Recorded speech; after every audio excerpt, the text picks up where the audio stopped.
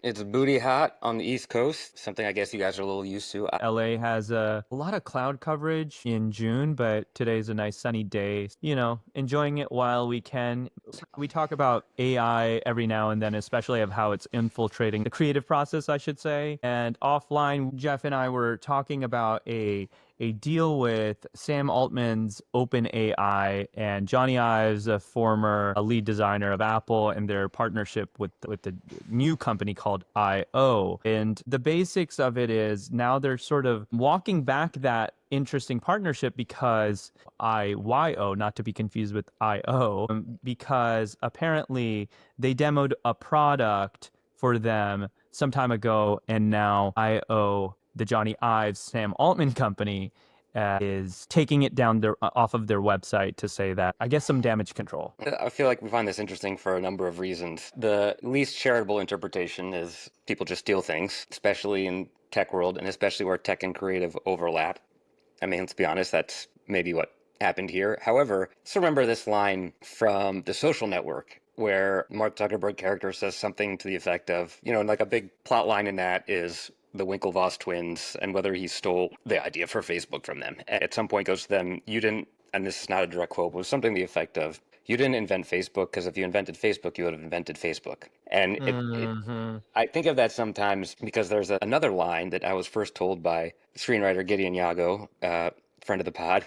I was whining to him about something I'd been working on, and then there was some news that someone else is developing, a film in that space, and I was like, oh man, like they stole my whatever. And he said something to the effect of, there's no original ideas, there's just original execution. And, we talk, I feel like, a fair amount of coming up with ideas and that being kind of the magic, but of course, the challenge is not having the great idea for the book or the movie. It's working for years to put it over the line. So, there was a good That's right. idea, but you didn't execute. Yeah, I mean, it's puzzling because apparently they demoed this piece of hardware for Sam Altman, OpenAI, for a few times, and then they asked for an investment, and they basically said they couldn't because they were working on a competitive product. But thievery in the world of AI seems like they go hand in hand just because of not only just this sort of product stealing, but LLMs and how they're trained, and so much of artists' work and journalists' work are being basically used to then synthesize new pieces. And that doesn't feel much like a remix. That feels more like a rip off. So speaking of, paying homage to a different piece of work than to find inspiration in new work, it feels like thievery has just been a constant with these companies. Yeah. And you and I have talked before about, the difference between theft and homage and inspiration, and how I think in any creative pursuit, songwriting or book writing or filmmaking, in at some point it's an honor. You have inspired this other thing. You get to see it sort of have this other life. Where or what is the line between that and someone just saying, I like that, I'm going to steal it, even though I didn't put the effort in. And I don't know if it's acknowledgement, I mean, It gets interesting because, in the age of these AI empires and thinking about theft, we can sort of look back at these other empires, whether it be the Roman Empire and they're, stealing things from the Egyptians, or the British empires, which pretty much stole everything. And now into the world of these AI empires. I feel like this is just a long, rich tradition of steal everything from everyone, and are you saying that they stole even the idea of stealing? they even, you're exactly right. They stole the idea of even stealing. It's brilliant. So I'm That no is that expert. itself is not even original, right? It's brilliant. I Wow. the I okay, so I'm not a historian or expert on colonialism, but it always seemed to me every time I encountered some version of it, it's especially in the British Empire, it was often done with a sense of largesse, of we are giving you something, we are giving you Mhm. education, we are civilizing you. I first thought of that. Well, that's a clear difference between now, but maybe even that's not, because at least the narrative, you hear often is this could be such a great tool. This is such a great tool. This is going to cure cancer for people. This is going to solve climate change. Those things may be true, but of course, in the short term, what's real is that people are kind of losing their livelihoods because if you can't monetize some original reporting or some original work, and if someone's searching for it, they're going to be captured into ChatGPT ecosystem or the Gemini ecosystem, then it becomes almost impossible to actually make work without losing a lot of money and eventually going out of business. And Yeah. And, you mentioned colonialism and how it was sort of like the narrative was, we are helping you, in a similar way of where these data farms, and because AI requires a lot of compute. And so therefore, all of these data farms are usually built um, in areas a lot of individuals aren't even sure of what's going on in there, and eventually it hurts the area that it's in too. Mhm. And I don't know what they are promised in for that, but clearly there is a repercussion to it. It is not just a magic box that just provides these answers from everyone else's Right. work. It is also causes some real world damage, and the people around that too then suffer. So there's a clear one-to-one in that sense of colonialism Mhm. that's happening now with the new AI Totally. empire. Yeah. I, But I I think one of the best examples of branding of probably the last 50 years is the cloud. So it feels ethereal and low impact and environmental, and it doesn't occur to many people that what the cloud is right. data centers churning out diesel exhaust fumes or whatever and consuming a lot of water. And to your point, I think there was just a lawsuit. NAACP sued, I think, Grok or whatever XAI for having put a data center in putting them in predominantly African American areas, which we've seen with other kind of environmental injuries where it's where are we going to put this? What's going to be a Superfund site? Well, let's put it over there. So that's basically the one side of the spectrum of ripping off and stealing everything into oblivion. But then we were also talking about, how do you sort of look at one work and then find inspiration into a new piece of work in the sort of the integrity of the artistic process. And I wanted to bring up a book that I've been reading more recently, and now of course it's gotten so much acclaim. It's James by Percival Everett. It won the Pulitzer, and it is a book that uses the adventures of Huckleberry Finn as its source material. And really speaking of how to find a really fantastic piece of source material and then find your own creative process and voice and wholly create something new and original,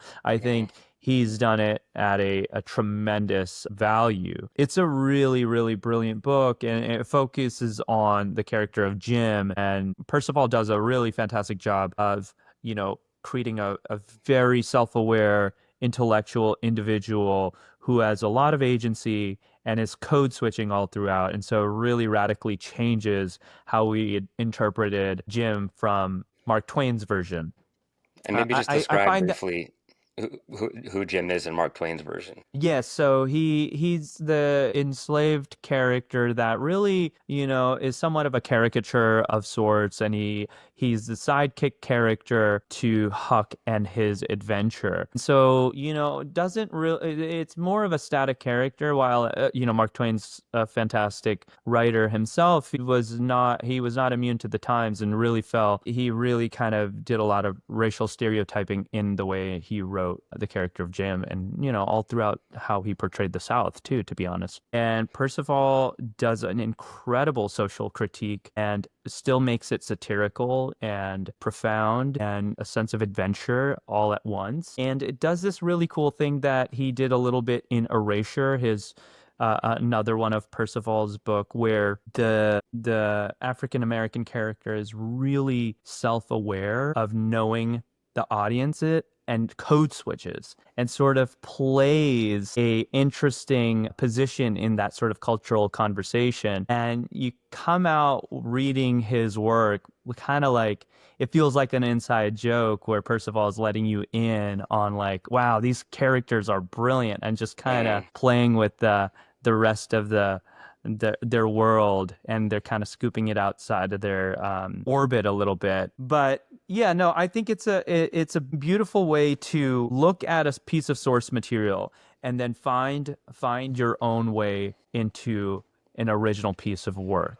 So maybe there's one of the things that I've been thinking is that, in how to interpret the difference between theft and homage or iteration, or kind of a creative conversation, that maybe kind of one of the things that comes down to is acknowledgement. So Hmm. that book obviously is very self-aware, sort of a reinterpretation of a character from someone else's book.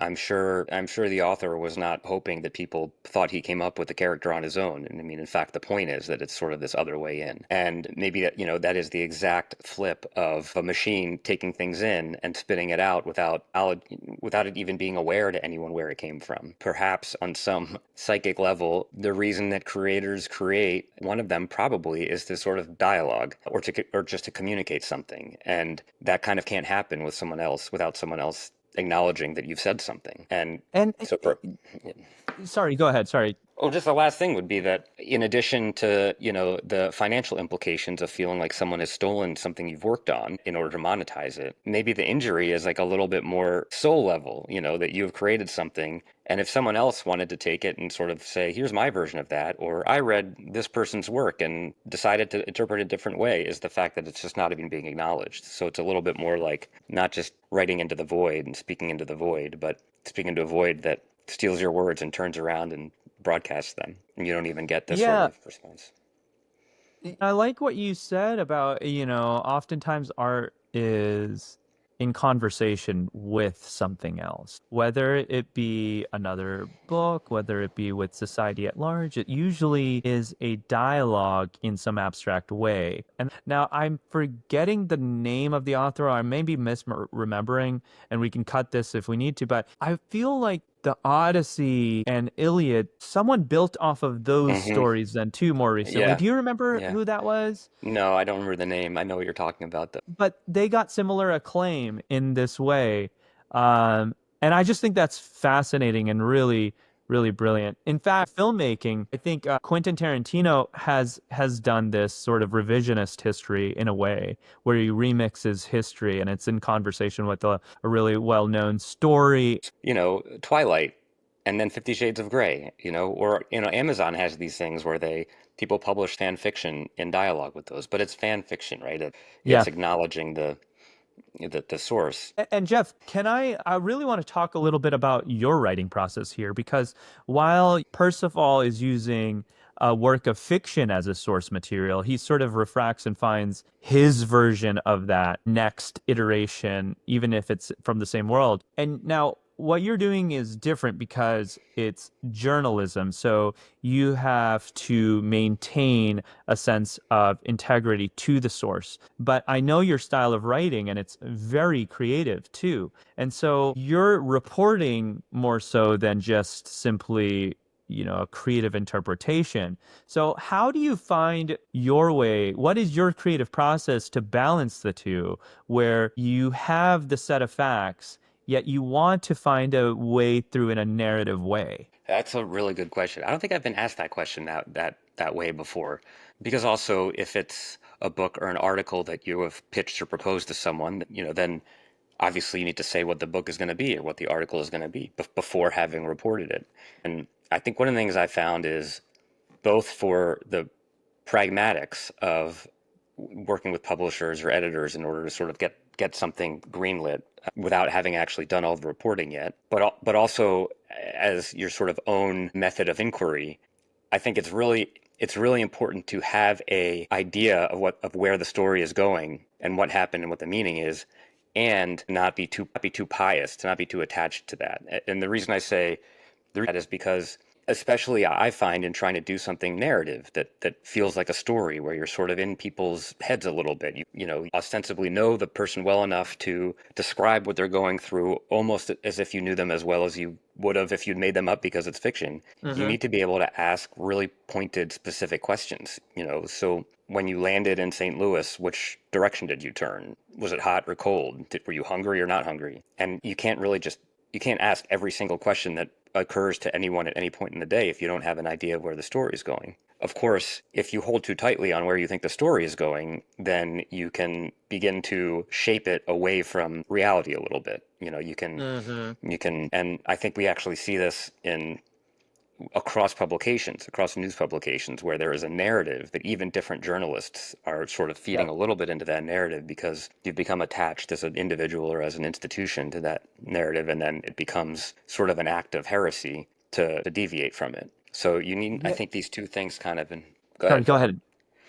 I think you need these two things in parallel. You need really strong direction. I honestly, I think it's just occurring to me now that my approach to narrative nonfiction is sort of like your approach to filmmaking.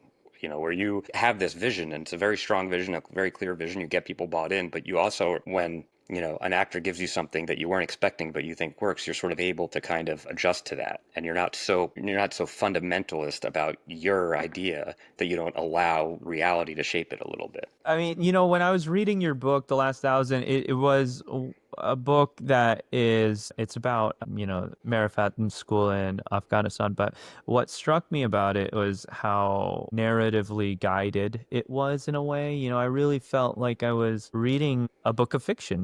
My heart broke with the characters in a way of fiction or a film, right? And so yet I'm also able to understand the larger facts that are, being observed through your lens in that time. So I think it's quite a fascinating style and approach. And do you want to talk a little bit about your upcoming book? And, was there some sort of stylistic choices you used there, or was it kind of a through line in your larger body of work? Yeah. Well, maybe I'll start with the last thousand and sort of transition. I mean, first of all, I think to me that's like the biggest compliment you can pay, that it reads like fiction, because that's the thing that some of us try probably a little too hard to do. And I think of a lot of stories and books as in some way kind of like building a ship, building a boat that has to be moving to a destination. But also usually what I'm really interested is in the people on the boat.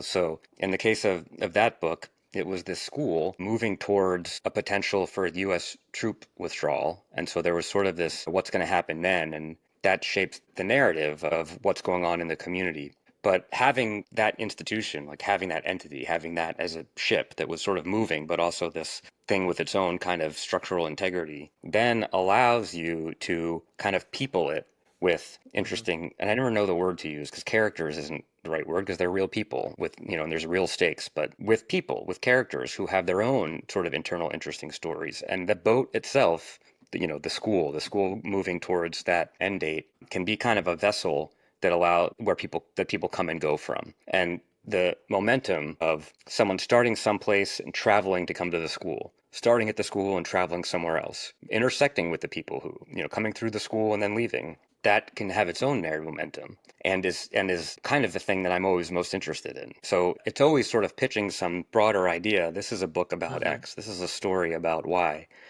That's often an excuse to sort of like just kind of spend time with the people and try to bring them to life on the page. I also want to talk about that book, Mercenary. That feels like maybe it was slightly different because you sort of then turned the pen back on you. You're a participant, you're a character in this Yeah. book. How was that? Because I don't know if you've done that before. What is it No, I like mean to that sort that of was write you through a narrative? I'm probably forcing this, but I could articulate it as it's the similar in that I needed a vessel, I needed a thing to tell the story, and in that case, it was me. The story I wanted to tell was about this friend, and maybe my relationship with him, but really it was this friend, and it sort of became clear that to get to him, we needed to kind of come through me. So that book is, of course, it's sort of like other things I've written. It's a Rashomon approach. It's sort of different perspectives on a lot of the same moments in time. In this case, it was, me as a young war correspondent landing in Afghanistan and trying to sort of make a career without getting people in trouble or myself in trouble. And it's sort of phrased as from the perspective of like this young white kid landing in Afghanistan with kind of no idea what's going on, but who thinks he knows what's going on. And so there's a number of scenes where I'm like solving a problem or being really creative or brave or whatever. And this friend is there for a lot of the scenes. And in the second part of the book, where we cover the same period of time from his perspective, you begin to see what was happening from his perspective, which I think is really the right perspective because I basically didn't speak the language and he did. And also he was very savvy. And so you begin to see me from sort of the other perspective. But I was really resistant to doing that. And I think the reason that I ultimately said, all right, fine, part one is from my perspective is because I couldn't think of another way to get to him, to get to his story. Um, Well, if you're so still taking notes, perhaps it could be from my perspective. that's definitely the next book. But could you write it? Yeah, And I yeah, will steal it. yeah. No, Um, creative challenges per creative work, right? It's like as creative beings, there's this urge to obviously mind the style that we're in, yet I don't, for me at least, I often feel like I want to stylistically be adventurous and have a new challenge. And oftentimes it's so difficult and it's hard to even mount the challenge. But partly, I wonder, was that part of the motivation there too? The personification of you in the mercenary is a new part of, I I I think, hadn't thought your. of it. Yeah. I think part of you and I have had a conversation had this conversation a few times, and I feel like you've had a similar thought, although I may be projecting, or you may just wanting to smile and nod to move the conversation along. But of like, and this I think maybe is also important to all of you young listeners out there, because I think that when people talk about their work, when their work is done, it can make it seem like there was an easy plan and it was executed, and it's very easy and simple. If it's hard for you, then you're doing something wrong. And the reality is, I basically almost always feel confronting a new book or story or whatever that I don't know what the hell I'm doing. I don't have a skill set that I'm applying. It always feels like I'm inventing a new process for whatever the subject matter is. Aside from the fact that it's usually a subject matter I don't have a lot of experience with, case in point, myself, but like that I haven't written about this conflict before or haven't written about this community before. Aside from that, is just how am I going to approach this? Am I going to build timelines and chronologies? Am I going to build character profiles? Am I going to, it sort of always feels like it's inventing a whole new process. I mean, I completely relate with you, and it's so frustrating because each new creative project or creative act, like that's the inertia to get it Hmm. going is like feels like you're brand new, and not in the way of like, oh, everything's an inspiration, but more so of like, what is this in front of me? I'm trying to Yeah. feel my way around, and And people it's are like, come on, you really. just directed a great movie. Just do it again. And No, yeah, it never feels like that. It always feels like, what is this? There's a sort of like inventorying and auditing, at least for hmm I can speak for myself, of like, what is this? And that is somewhat like painstaking because it doesn't hmm really get the momentum of the creativity going. It's really just an analysis of what am I doing? Yeah. You know, Yeah. Yeah. in a very literal sense, not even Yeah. just like an abstract way. Right. And the inertia, right? Because there isn't, you'd think that there's momentum.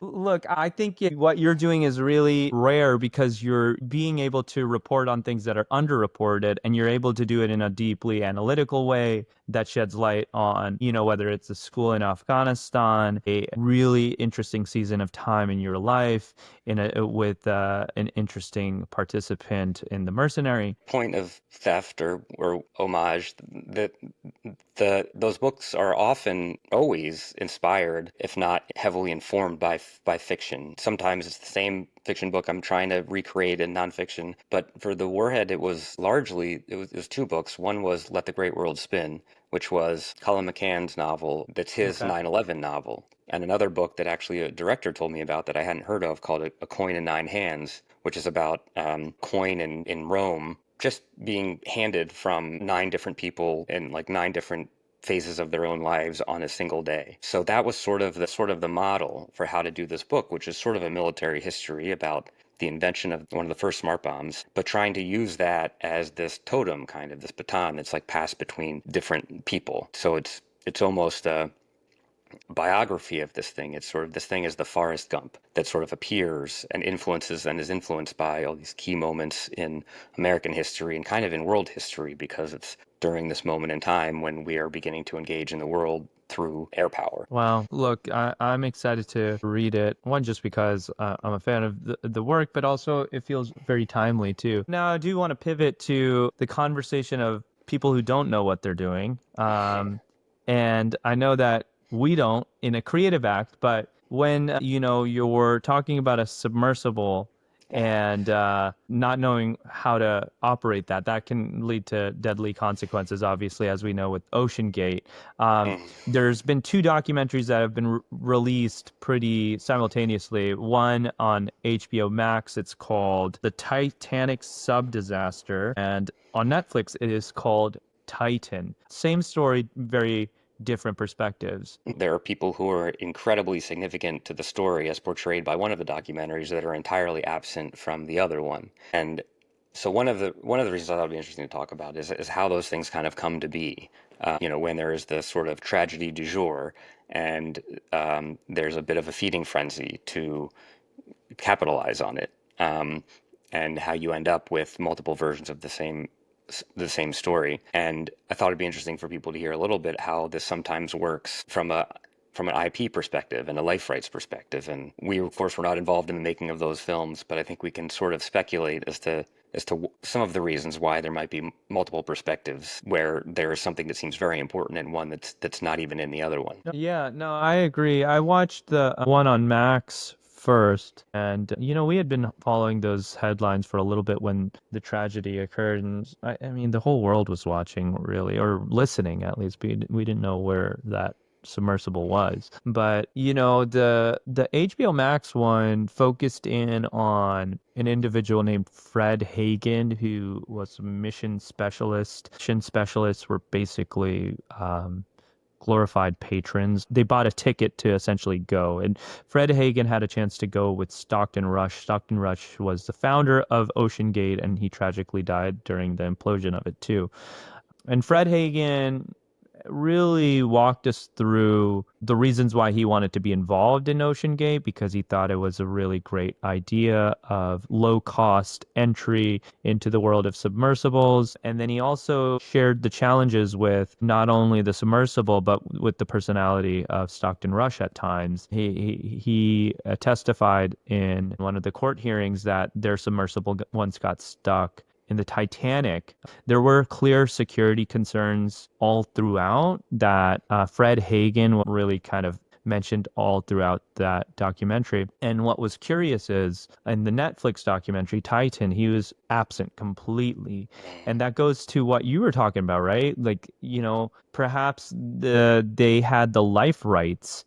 Mm. HBO Max documentary had the life rights to Fred Hagen, so therefore the Netflix documentary had to completely exclude him. Right. Yeah, and that gets really like dicey, right? Especially when you're talking about just the world of observable facts, and you want to be able Hmm. to get the full scope. One of the other examples of that is, um, I'm sure there's a lot, but that one struck me, and the other one that struck me is one of the people who features prominently in the Netflix one is the person who ended up being the whistleblower.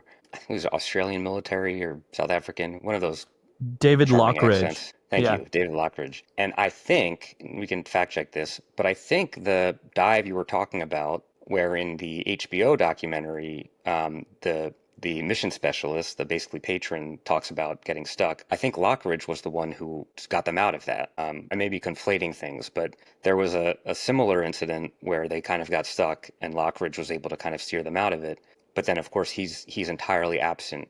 You wouldn't know that he existed from the HBO one. And to me, the best sort of comp to the multiple documentaries about that is the story of the soccer, or the soccer team that got stuck in the cave in Thailand a few years ago. And there was a bit of a feeding frenzy there too. And there ended up being a rights deal for the soccer team, a separate one for the divers, I think maybe even a separate one for the soccer coach. And what resulted was there was a Ron Howard movie, a scripted movie. There was the Nat Geo documentary that Jimmy Chin and Shai Vasser Healy directed. And I think there was also a Netflix documentary. And in some sense, it's great that you have multiple perspectives.